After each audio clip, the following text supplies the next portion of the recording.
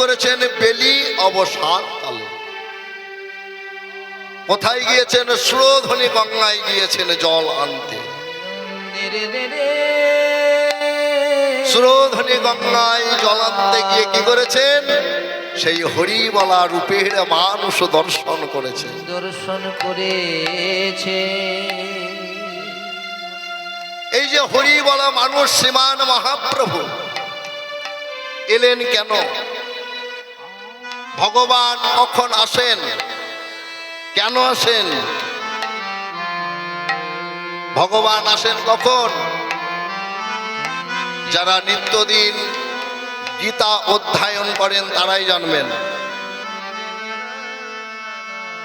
ভগবান কখন ভগবানকে আসতে হয়। গীতার মধ্যে বর্ণনা করলেন, কি বললেন? ভগবান কৃষ্ণ বলে দিলেন মুখশ্রিত বাণী ভগবান কৃষ্ণের। কি বললেন? না যদা যদা হি ধর্মস্য গ্লানি ভবতি ভারত অভ্যুত্থানং মা ধর্মস্য তদাত্মানং সৃজাম্যহম পরিত্রাণায় সাধুনাং বিনাশায় চ দুষ্কৃতাম ধর্ম সংস্থাপনার্থায় সম্ভবামি যুগে যুগে। তাহলে কি বললেন? যদা যদা হি ধর্মস্য গ্লানি ভবতি ভারত, যখন যখন ধর্মের গ্লানি এসে উপস্থিত হয়, ধর্মকে ধর্ম বলে বাবা মানে না। ভগবান কি বললেন? যদা যদা হি ধর্মস্য গ্লানি ভবতি ভারত অভ্যুত্থানং মা ধর্মস্য, সেই ধর্মকে স্থাপন করার জন্যে সাধুগণকে পরিত্রাণ এবং দুষ্কৃতিকারীগণকে বিনাশ করার জন্যে ভগবান কি বললেন? আমি নিজেকেই নিজে সৃজন করি। তাহলে ভগবান আসেন কখন জানা হয়ে গেল।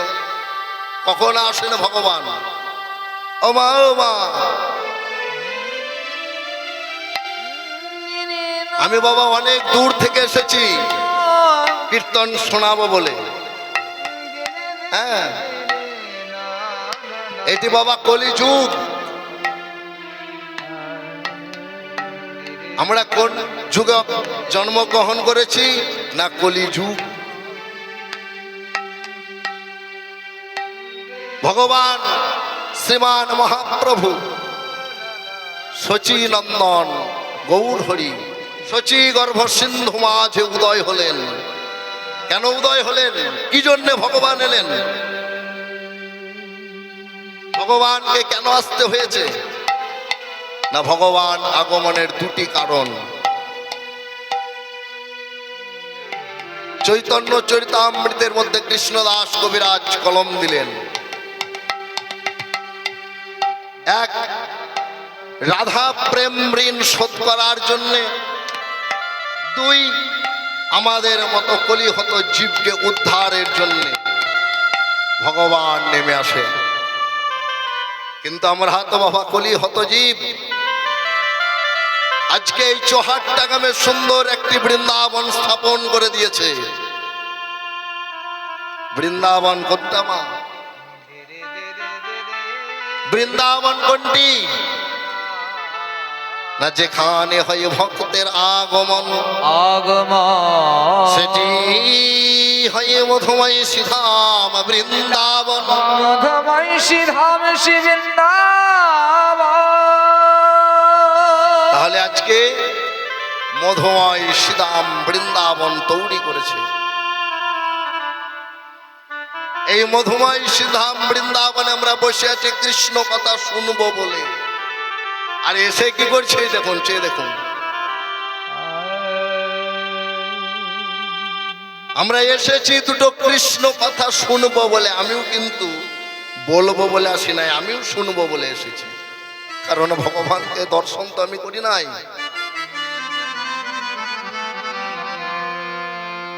তাই সেই নদিয়া নামরি বিষ্ণু প্রিয়া দেবী আজ সুরধনী গঙ্গায় গিয়েছেন জল আনিতে। আনিতে গিয়ে এক হরিবলা বদন দর্শন করেছে।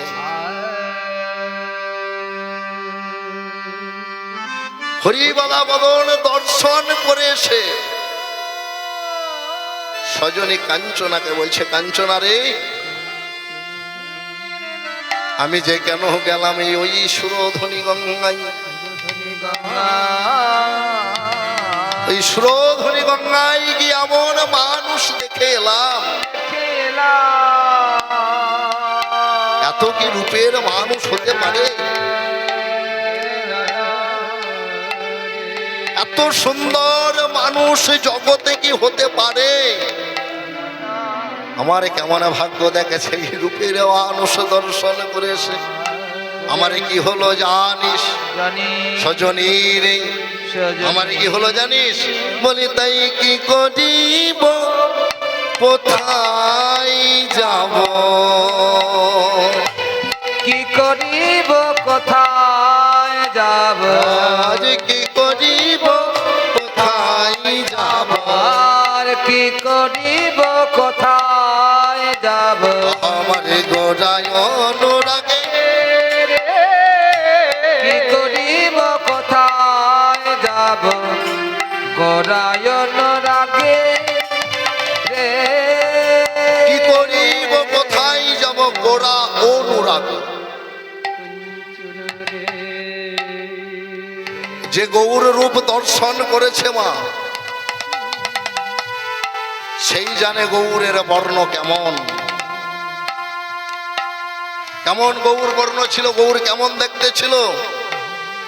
মায়েরা বলুন তো, গৌর কেমন দেখতে ছিল? বাবা, আমরা কি দর্শন করেছি যে তোমাকে বলবো গৌর দেখতে কেমন ছিল? গৌর দেখতে কেমন ছিল?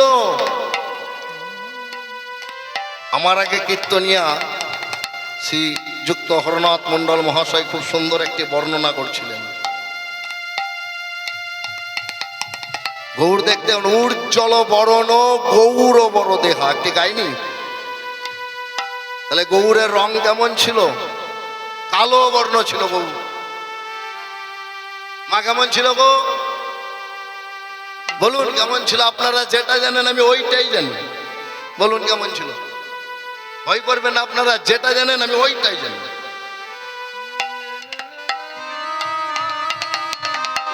গৌরাঙ্গ মহাপ্রভু দেখতে ছিল কাঁচা সোনার মতো যে রং। আজ অনুলম্বিত ভুজ কনকাদবদাত, কনকাবদাত, আজ অনুলম্বিত ভুজ, এত লম্বা ছিল যে সহস্র দূর হইতে গৌরাঙ্গ মহাপ্রভুকে দর্শন করা যায়। তাই বিষ্ণু প্রিয়া সখী কাঞ্চনাকে বলছেন, কাঞ্চনা রে, আমি কি করিব কোথায় যাব, গোড়ায় অনুরাগে, গোরায় অনুরাগে, নিরবধি পরে গোড়ায় আমার অনুরাগে।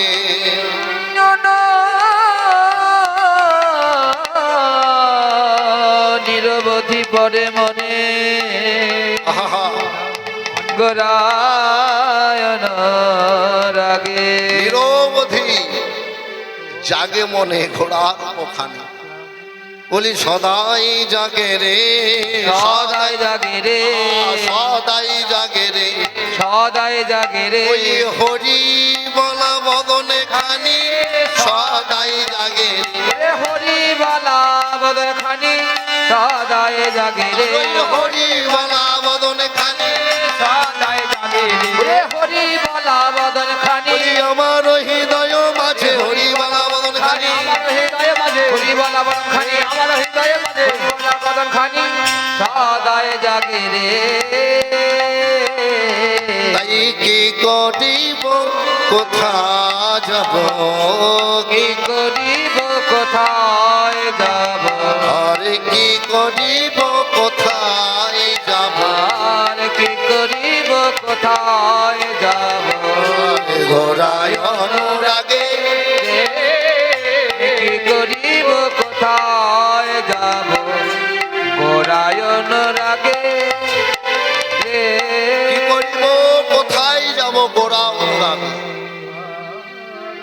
কোথায় গেলে আমার প্রাণ গৌর পাবো?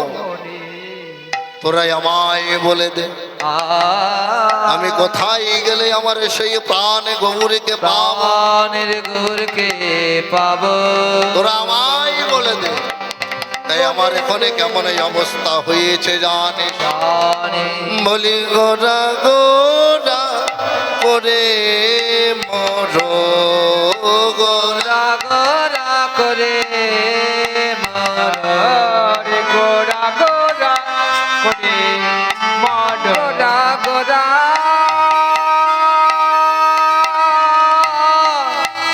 গোরা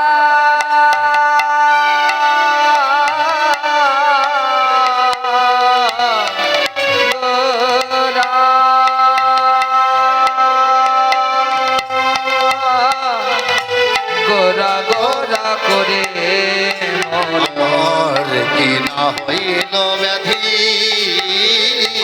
গোরা গোরা করে মর কি না হইল ব্যাধি রে বলি কি না ব্যাধি হলো রে কিনা ব্যাধি হলো আমায় রে কি না ব্যাধি হলো রে কিনা ব্যাধি হলো রে এই ব্যাধি জারি হয়েছে সেই তো জানে কি না ব্যাধি হলো রে যার হয়েছে সেই তো জানে কিনা ব্যাধি হলো রে জারি হয়েছে সেই তো জানে কিনা ব্যাধি হলো রে যার হয়েছে সেই তো জানে গৌর রূপ দর্শন করে যার হয়েছে সেই তো জানে এই গৌর দর্শন করে যার হয়েছে সেই তো জানে ও রূপ দর্শন করে যার হয়েছে সেই তো জানে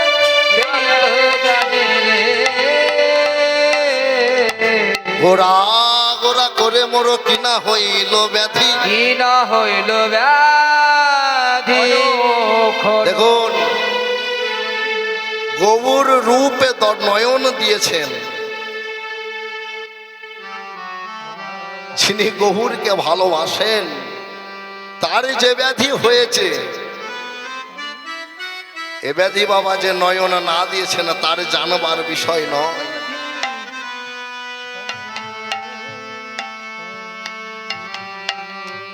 শ্রীমান মহাপ্রভু আজ শ্রোধনী গঙ্গার তিনি হরিবোল হরিবোল বলে নেচে নেচে বাহু তুলে চলে যাচ্ছে সেই হরিবলা বদন দর্শন করে সে বিষ্ণুপ্রিয়া দেবী সখী কাঞ্চনার পাশে বসে বসে বলছে কাঞ্চনারে গোরা গোরা করে মোর কিনা হইল ব্যাধি কি না হইল ব্যাধি আমার যে কি ব্যাধি হয়েছে আমি নিজেই জানি না তাহলে ভগবানকে দর্শন করতে গেলে ভগবানকে জানতে গেলে বুঝতে গেলে প্রথম কর্তব্য হচ্ছে আমাদের মতো ভক্তের একান্ত কর্তব্য হচ্ছে গুরু চরণ আশ্রয় করা হরি বল ভগবানকে জানতে গেলে যদি গৌর আজ পৃথিবীর এই ধরাধামে না আসতেন তিনি কৃপা করে যদি আমাদের মতো এই ধরাধামে না আসতেন আমাদের মতো অধমরা কোথায় পেতাম কৃষ্ণ নাম কোথায় পেতাম রাধার নাম একটি পদ আছে দেখবেন যদি গৌর না হইতো তবে কে ধরিত তবে কে জানতাম দে রাধার মহিমা প্রেম রস সীমা জগতে জানা তোকে জগতে জানা তোকে তাহলে শ্রীমান মহাপ্রভু কৃপা করে তিনি কলিযুগে অবতীর্ণ হলেন আর কলিযুগে অবতীর্ণ হয়েছেন বলেই আমরা এই কৃষ্ণ নাম হরি নাম মধুর নাম সব পেয়েছি আর এই নাম ভজব বলেই কিন্তু আমরা প্রত্যেকটি জীব প্রত্যেকটি ভক্ত পৃথিবীতে এসেছি কবে বলেছি কোথায় বলেছি কারও মনে নেই সবাই কিন্তু ভগবানকে কথা দিয়েছি যে ভগবান ভবে গিয়ে আমি তোমার নাম ভজনা করব কবে বলেছি গো মা মনে আছে আমারই তো মনে নেই ভগবানকে কথা দিয়েলাম কথা দিয়ে সে ভুলে গেলাম কবে বলেছি কোথায় বলেছি কারো মনে নেই কবে বলেছেন ভগবান তোমার চরণা ভজন করব। কবে বলেছি? পদকর্তা বর্ণনা করেছেন, কি বললেন? বলি সপ্তম মা সেতে যাবে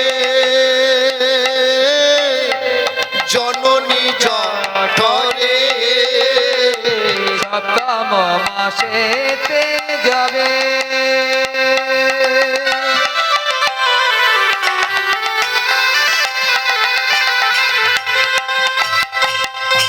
জননী জঠরে, সপ্তম মাসেতে যাবে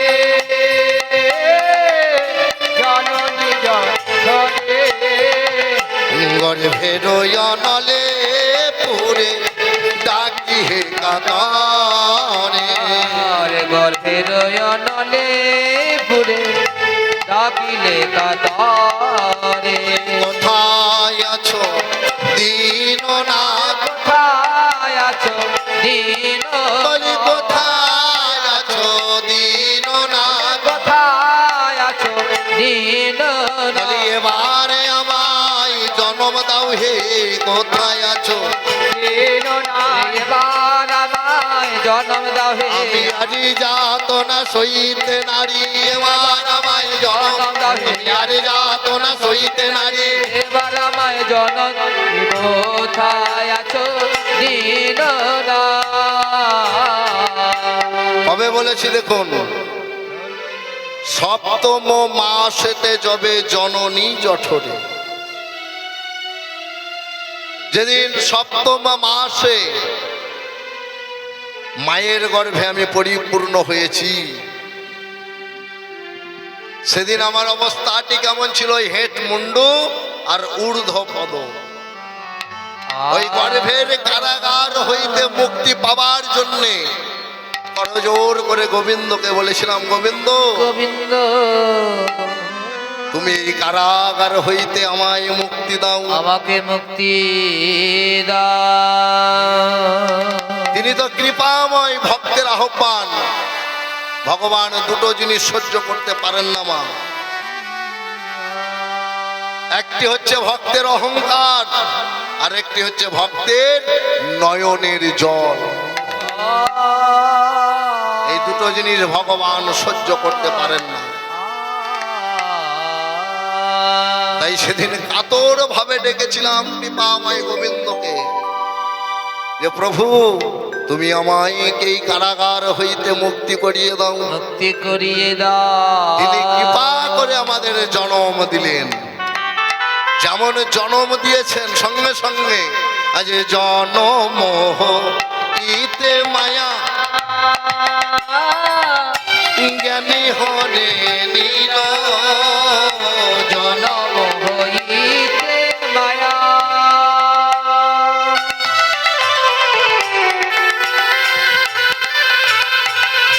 জ্ঞান হরে নীল, হরে জনম ইতে মায়া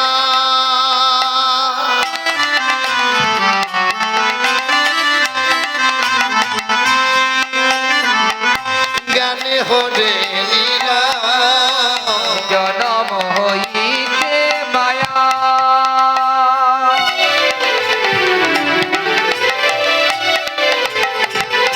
জ্ঞান হরে নীল, প্রণব জঠর স্মৃতি অন্তর হয়ে নব জঠর সুতে অন্তর হইল, আমরা এখন সবই ভুলে গেলাম, এখন সবই ভুলে গেলে, সবই ভুলে গেলে, এখন সবই ভুলে গেলে, বলে এখন সবই ভুলে গেলে, গান ভেঙে যা বলে গেলে, মোহ মায়ার জানাই পড়ে ভেঙে যা বলে গেলে, মহামায়া গান বলে গান ভেঙে যা বলে গেলে, এখন সবই ভুলে গেলে। কেন ভুলে গেলাম? জনম হইতে মায়া জ্ঞান হরে নিল। যেমন জনম হয়ে গিয়েছে, মায়াতে আবদ্ধ হয়ে গিয়েছি আমরা। আবদ্ধ হয়ে গিয়ে ভগবানকে ভুলে গিয়েছি। না না না না না তাহলে ভগবানকে যদি ভুলে যাই কেমন করে রূপের কথা বলবো? না না না যদি ভগবানকে ভুলে যাই মায়ার জ্বালাই পড়ে, তাহলে কেমন করে আমি রূপের কথা বলবো?